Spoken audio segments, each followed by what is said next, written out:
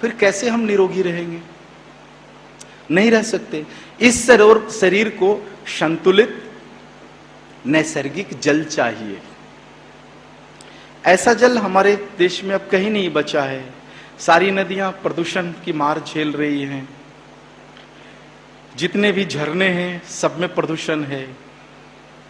मछली पालन उद्योग से लेकर के और कृषि उद्योग तक सारा कुछ रसायन से पट गया है। यानी हम भारतवासियों को न तो नैसर्गिक अनाज मिल सकता है और न ही नैसर्गिक जल मिल सकता है। और हवा की तो बात ही ना करो, ये तो इतना ज्यादा प्रदूषण है कि मुश्किल है। और इसी प्रदूषण के कारण हमारे देश की 30% आबादी को श्वसन तंत्र के रोग हैं, कार्डियो की बीमारी है, ट्यूबरकुलोसिस की बीमारी है। लेकिन यहां पर एक रास्ता है और वह रास्ता गाय है। गाय इसी वातावरण में रहती है जिस वातावरण में हम रहते हैं। उसी पॉल्यूशन वाले वातावरण में गाय रहती है, घास पात खाती है या जो कुछ भी हम देते हैं वो खाती है। उसके शरीर में जाने के बाद एक कन्वर्शन होता है। यह एक बहुत बड़ा विज्ञान है, उस विषय पर आज बात नहीं करूंगा आपसे, सीधी सीधी बात करता हूं। उनके पेट में एक कन्वर्शन होता है। कन्वर्शन होकर के जो गोबर निकलता है यह शुद्ध मिट्टी तत्व है, शुद्ध मिट्टी है। गाय अद्भुत है। आप कुछ भी रासायनिक चीजें खिला दो, आप रासायनिक घास पात खिला दो, फॉडर खिला दो, अनाज के दाने खिला दो, जब वह गोबर करेगी तो उसके गोबर का आप कभी केमिकल एनालिसिस करके देखिए। शुद्ध मिट्टी में जितने भी पोषक तत्व होते हैं, शुद्ध मिट्टी में जितने भी एलिमेंट्स होते हैं, शुद्ध मिट्टी में जितने ऑक्साइड्स होते हैं, सारा कुछ गाय के गोबर में है। और साथ साथ 23% ऑक्सीजन है। अब मैं जल की बात करूं कि शुद्ध जल अगर इस शरीर को चाहिए तो कहां से मिलेगा? तो गैया वही प्रदूषण वाली जल को पीती है, फिर पेट में वह जल जाकर के प्रोसेस होता है। प्रोसेस होने के बाद दूध के रूप में हमें मिलता है। इस दूध में से जल के हिस्से को अलग कर लें आप। कैसे करेंगे? बहुत सरल काम है।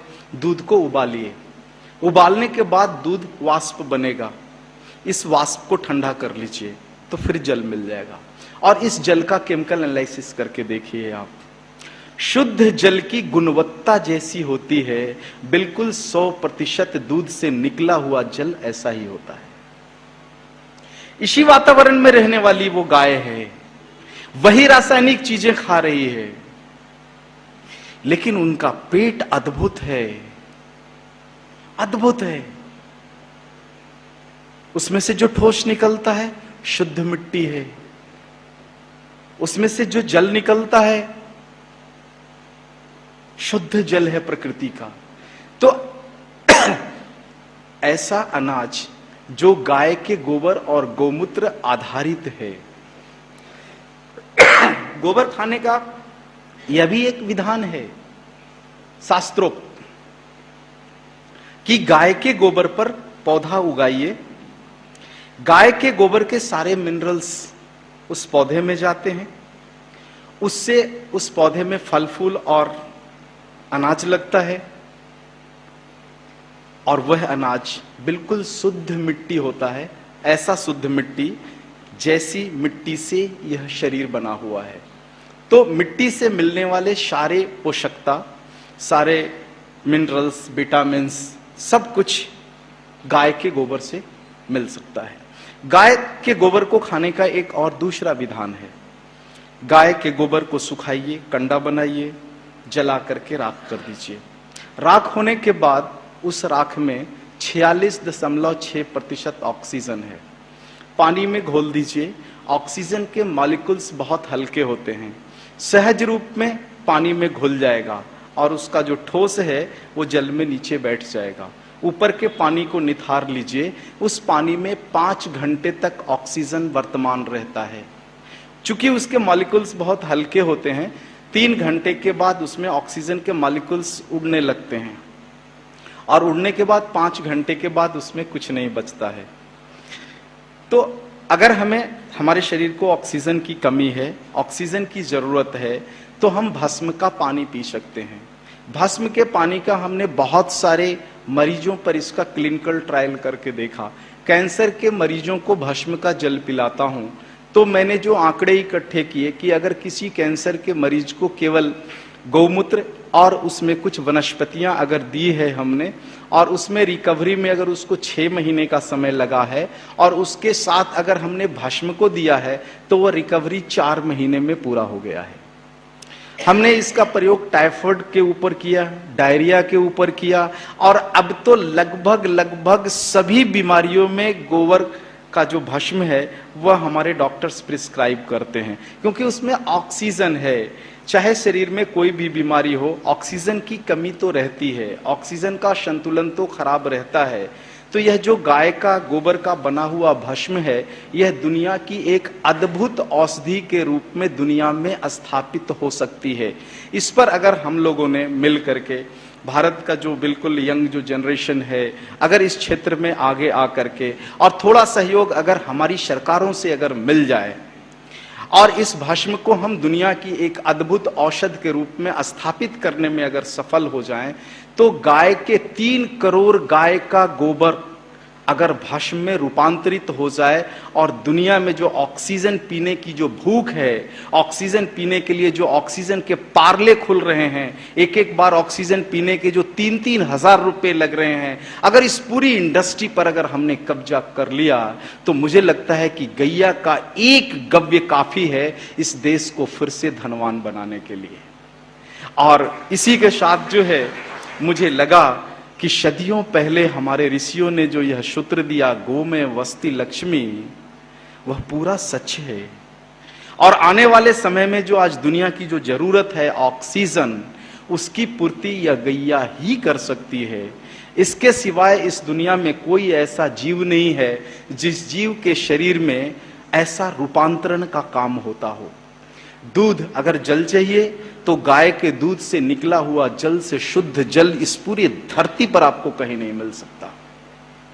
और यह तो बिल्कुल ऐसी चीज है कि आप भी इस पर से रासायनिक विश्लेषण करके इन चीजों को देख सकते हो, समझ सकते हो।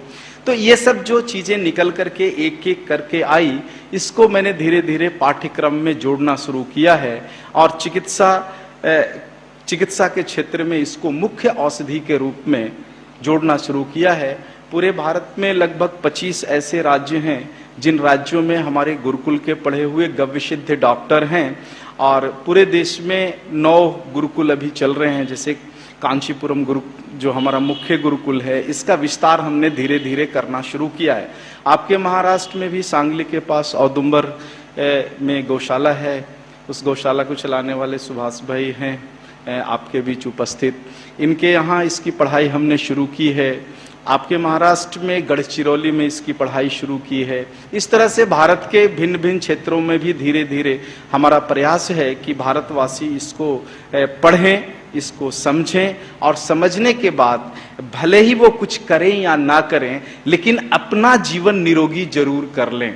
और ऐसा अगर हम भारतवासी कर पाए, तभी शायद हम उस स्वप्न को पूरा कर पाएंगे जिस स्वप्न में हमारी देश की सरकारों ने एग्रीमेंट किया है कि 2020 तक इस भारत को निरोगी कर देना है, या हर भारतवासी को जो है वो चिकित्सा उपलब्ध कराना है। लेकिन अभी तक जो चल रहा है ट्रेंड, और जिस ट्रैक पर सरकार चल रही है, जिस चिकित्सा माध्यम के हिसाब से चल रही है, इसमें तो कोई गणित ही नहीं बैठता है। कुल भारत की 127 करोड़ जनसंख्या में 12% लोगों को चिकित्सा सुविधा मुहैया कराने के लिए 60 लाख करोड़ प्रति वर्ष खर्च होता है। कल्पना कर लो आप कि अगर 127 करोड़ जनसंख्या को अगर चिकित्सा सुविधा मुहैया की जाए तो कितने रुपए की जरूरत पड़ेगी। 12% लोगों को चिकित्सा उपलब्ध कराने के लिए हमारे देश में 17 लाख डॉक्टर हैं, 17 लाख रजिस्टर्ड डॉक्टर हैं। और 17 लाख अनरजिस्टर्ड डॉक्टर हैं, जिन डॉक्टरों को सरकार कहती है कि झोला छाप डॉक्टर हैं। लेकिन मैं ईमानदारी के साथ कहता हूं कि असली डॉक्टर तो वही 17 करोड़ हैं जिनको सरकार कहती है कि झोला छाप है। वो झोला छाप नहीं है, बल्कि बिल्कुल आम आदमी से जुड़ा हुआ, आम आदमी का दर्द महसूस करने वाला वह चिकित्सक है। तो अगर इन दोनों को जोड़ दो तो पूरे देश में लगभग 30 करोड़, 30 से 34 करोड़ डॉक्टर होते हैं, रजिस्टर्ड और अनरजिस्टर्ड, और पूरे भारत की जो जनसंख्या है वह 127 करोड़ की है। आप कल्पना करो, 127 करोड़ लोगों की चिकित्सा 30 लाख डॉक्टर से नहीं हो सकती। एक डॉक्टर अगर ईमानदारी से काम करे सुबह से लेकर के शाम तक मैं चिकित्सा कैंपों में ईमानदारी से सुबह से लेकर के शाम तक जब मैंने काम किया और जब मैं अपना आउटपुट देखता हूं, तब मुझे लगता है कि मैं एक दिन में अधिक से अधिक 40 से 50 मरीज से ज्यादा नहीं देख सकता। एक डॉक्टर की ताकत इतनी ज्यादा नहीं हो सकती कि वो 40 से 50 मरीज से ज्यादा एक दिन में देख सके, और 365 दिन भी वह इस इफिशियंसी के साथ नहीं काम कर सकता। एवरेज अगर निकाल लो तो एक डॉक्टर एक दिन में 20 से 25 रोगों की चिकित्सा कर सकता है, उससे ज्यादा नहीं कर सकता। गणित आप लगा करके देख लीजिए कि भारत के 17 लाख डॉक्टर 127 करोड़ लोगों की चिकित्सा नहीं कर सकते। तो हमारे देश में चिकित्सकों की संख्या बढ़ाने की जरूरत है। चिकित्सकों की संख्या 1 करोड़ से ज्यादा करने की जरूरत है। जिस दिन भारत में 1 करोड़ से ज्यादा डॉक्टर, चिकित्सक, वैद्य हो जाएंगे, शायद उस दिन हम कल्पना कर लें कि भारत की संपूर्ण जनसंख्या को चिकित्सा सुविधा मुहैया हो जाए। यह काम कैसे होगा? अभी तक चिकित्सा की पढ़ाई में जितने भी कॉम्प्लिकेशंस हैं, 5.5 साल 6 साल की जो पढ़ाई का जो चक्र है, इस चक्र को मैंने थोड़ा सा समझने की कोशिश किया, कुछ मेडिकल कॉलेज के विद्यार्थियों से माहिती लेकर के, जानकारी लेकर के, कि भैया आप ये 6 साल तक क्या पढ़ते हो, थोड़ी जानकारी मुझे दो। तो ज्यादातर बच्चे कहते हैं मेडिकल साइंस पढ़ने वाला कि जी ज्यादातर हम लोग प्रोजेक्ट बनाते हैं। क्या प्रोजेक्ट बनाते, कभी समझा है क्या? जी बोले समझा तो कुछ नहीं, लेकिन हमारी कॉलेज कहती है कि कुछ प्रोजेक्ट बनाकर लाओ। तो 6 साल तक हमारे देश के युवा शक्ति को प्रोजेक्ट बनाने में फंसा करके रख दिया गया है। इस संशय से भी हमें बाहर निकलना है। इस संशय से बाहर निकलने की जो हमारी योजना तब बनी जब हमने महर्षि वाग्भट जी के एक सूत्र को पढ़ा। महर्षि वाग्भट जी का एक सूत्र है, वो सूत्र में कहते हैं कि हम मनुष्यों की चिकित्सा बहुत सरल है, बहुत आसान है। कैसे? तो वाग्भट जी कहते हैं कि 2 चीजों को जान लो जीवन में, और उसके बाद हर व्यक्ति अपनी चिकित्सा खुद कर सकता है। क्या क्या? तो वाग्भट जी कहते हैं कि पहले शरीर को जानिए कि यह शरीर कैसा है, इस शरीर में क्या क्या चीजें हैं। आज के मॉडर्न साइंस की बात करूं तो शरीर का एनाटॉमी, फिजियोलॉजी को थोड़ा समझ लो। शरीर में 2 हाथ है, 2 पांव है, 2 आंख है, 2 कान है, हम सब जानते हैं, लेकिन इसके अंदर क्या क्या है इसको जान लें तो मुश्किल से 12-15 अंग हैं जिनको जानने की जरूरत है। तो शरीर के 15 अंगों को जानने के लिए कितना समय लगता है? 2-2.5 घंटा या 2-2.5 दिन कह सकता हूं, इससे ज्यादा नहीं लग सकता है। तो वाग्भट जी कहते हैं कि शरीर को जान लीजिए और इस शरीर के अंदर जो डालते हैं उसको पहचानिए। हाँ, तो शरीर में हम क्या डालते हैं? रोटी डालते हैं, भाकरी डालते हैं। तो वाग्भट जी कहते हैं भाकरी की तासीर को पहचानो कि क्या है। इस शरीर में हम सब्जी डालते हैं तो सब्जियों के तासीर को पहचानो कि वो क्या है, गर्म है कि ठंडा है, उष्ण है, क्या है। तो कहते हैं शरीर को जान लो, भोजन को पहचान लो। अगर ये 2 काम कोई भी भारतवासी कर ले तो वह अपने शरीर के लिए सबसे अच्छा डॉक्टर हो सकता है। सबसे अच्छा वैद्य वह अपने शरीर के लिए हो सकता है, क्योंकि अगर शरीर में कोई पीड़ा उत्पन्न हुई है तो उस पीड़ा को स्वयं व्यक्ति ही महसूस कर सकता है। डॉक्टर उस पीड़ा को नहीं समझ सकता, उस पीड़ा को नहीं महसूस कर सकता, पूछ सकता है केवल। लेकिन पीड़ा का जो दर्द है, इस दर्द को तो वही जाने जिसके शरीर में पीड़ा हो रही है। और जो व्यक्ति अपने शरीर की पीड़ा को जानेगा, वही व्यक्ति उस पीड़ा का उपाय भी अच्छा करेगा। तो जब यह माहिती मुझे वाग्भट जी के सूत्रों से मिली, तब मुझे लगा कि जब चिकित्सा विज्ञान इतना सरल है, तो हमारी सरकारें इसको इतना क्लिष्ट करके क्यों रखी है। पूरे भारत में जितने भी मेडिकल कॉलेज में पढ़ने वाले विद्यार्थी हैं, इनका 5-6 साल का जीवन क्यों बर्बाद करते हैं। तब मैंने सरकार को एक चिट्ठी लिखी। पंचगव्य चिकित्सा विज्ञान का जो कोर्स हमने फ्रेम किया, इस फ्रेम के साथ हमने चिट्ठी लिखी कि मैं चाहता हूं कि कम से कम समय में इस चिकित्सा विज्ञान की पढ़ाई कराने की अनुमति सरकार दे। तो सरकार मानने को तैयार नहीं हुई, सरकार का बोर्ड मानने को तैयार नहीं हुआ। सरकार ने कहा कि जी भारत में जितनी भी थेरेपियां हैं सभी 5.5 साल और 6 साल की है, आप कैसे कम समय में करा सकते हो, ये तो मुश्किल काम है। तो हमने इस पे पूरी लॉजिक निकाल करके दी।